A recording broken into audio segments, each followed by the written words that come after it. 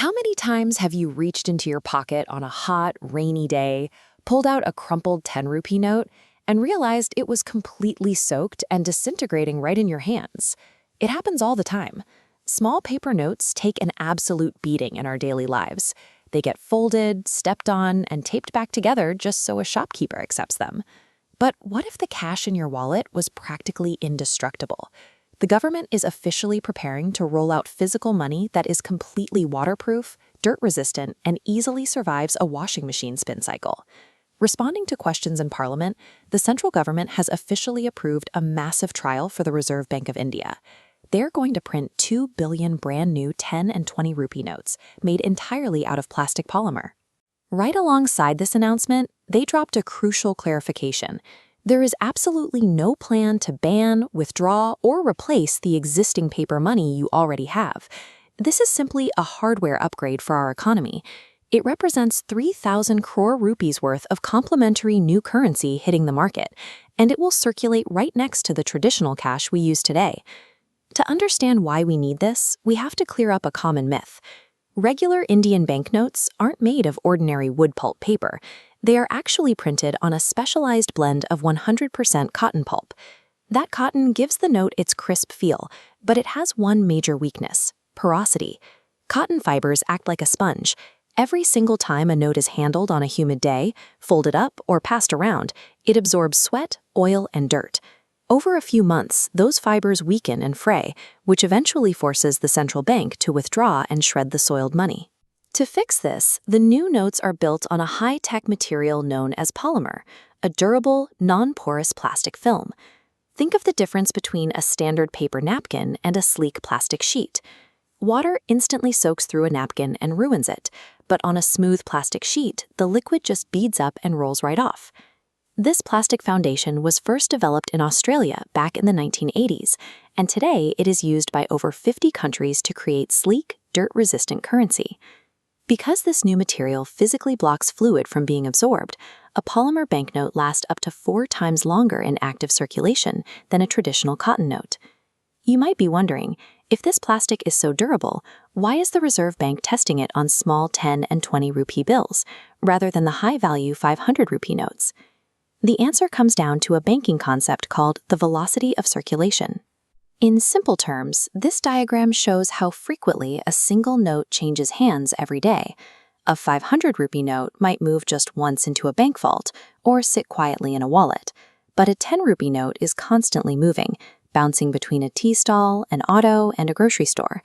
Because they move so quickly, small bills have the highest velocity. As this damage meter shows, they endure severe physical wear, maxing out their lifespan quickly.